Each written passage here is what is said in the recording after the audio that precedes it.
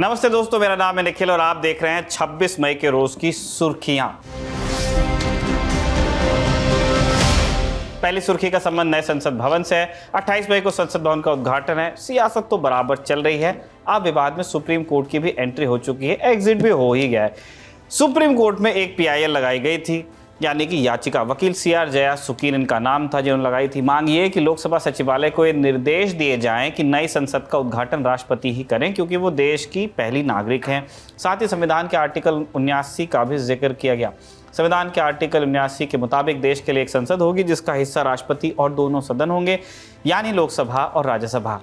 इस अनुच्छेद में प्रधानमंत्री का कोई उल्लेख नहीं है। ये तो हुआ कि क्या क्या हुआ।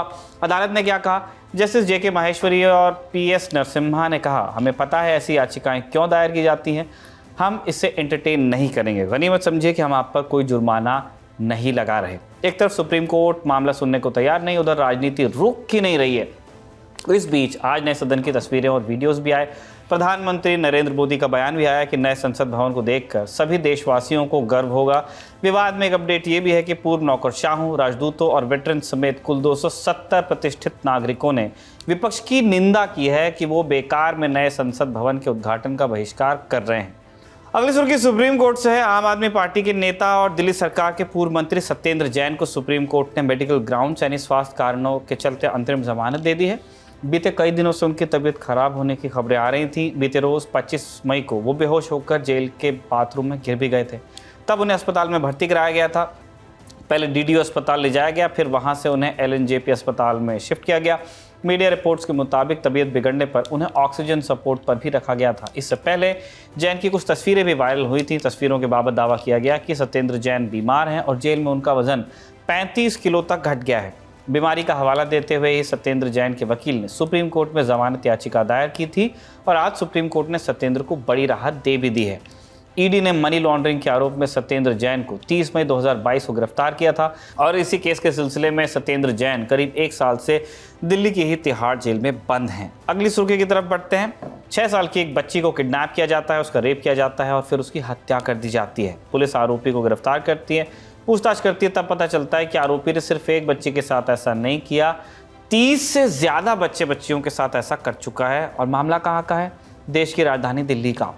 आज 25 मई को दिल्ली की अदालत ने इस अपराधी को आजीवन कारावास की सजा सुना दी। अपराधी का नाम रविंदर कुमार है। पुलिस ने सीरियल किलर को जुलाई 2015 में गिरफ्तार किया था। पुलिस की जांच के मुताबिक 2007 से 15 के बीच रविंदर ने करीब 30 बच्चों को इसी तरह रेप कर मारा। जब उसने इस तरह की हत्याओं को अंजाम देना शुरू किया तब उसकी उम्र सिर्फ 17 साल थी। रविंदर के खिलाफ कुल 36 मामले हैं। इनमें से अब तक सिर्फ 3 में ही आरोप तय हो पाए हैं, बाकी में पुलिस सबूत नहीं जुटा पाई। 2019 में उससे एक और केस में 10 साल की सजा सुनाई गई थी। चौथी सुर्खी पे आते हैं। आज नरेंद्र मोदी सरकार के 9 साल पूरे हो गए। 2014 में आज ही के दिन यानी कि 26 मई को नरेंद्र मोदी ने भारत के प्रधानमंत्री की शपथ ली थी। इसी संदर्भ में कांग्रेस ने कहा कि नरेंद्र मोदी को देश की जनता को धोखा देने के लिए उनसे माफ़ी मांगनी चाहिए। कांग्रेस ने 9 साल 9 सवाल नाम की एक बुकलेट जारी की और नरेंद्र मोदी से बढ़ती महंगाई और बेरोजगारी से लेकर राष्ट्रीय सुरक्षा और सामाजिक समरसता जैसे मुद्दों पर 9 सवाल पूछे। ये भी कहा कि मोदी सरकार को इस दिन को माफ़ी दिवस के रूप में मनाना चाहिए। कांग्रेस अध्यक्ष मल्लिकार्जुन खड़गे ने भी इसी सुर में एक ट्वीट किया। लिखा, पिछले 9 सालों में मोदी सरकार करोड़ों युवाओं का रोजगार छीनने में विश्वगुरु बन गई है। ट्वीट में हैशटैग लगाया गया, नाकामी के 9 साल। कांग्रेस दिन भर भारतीय जनता पार्टी पर हमलावर रही तो पार्टी की तरफ से जवाब भी आया।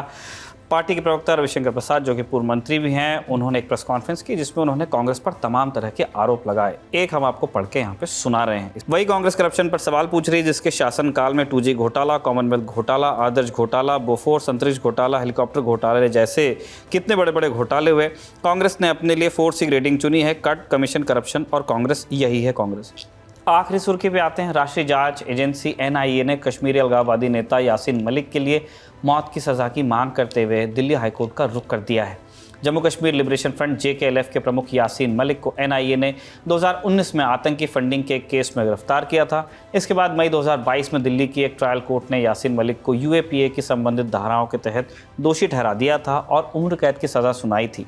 इसमें एक बात बता दें कि यासीन ने आरोपों का विरोध नहीं किया था और गिल्टी प्लेड किया था। इससे पहले भी NIA ने यासीन के लिए सजाए मौत की मांग की थी। लेकिन उसे खारिज कर दिया गया था। अब जब एनआईए दिल्ली हाईकोर्ट चली गई है तो जस्टिस सिद्धार्थ दुल और जस्टिस तलवंत सिंह की बेंच ने कहा है कि वो 29 मई को याचिका पर सुनवाई करेंगे।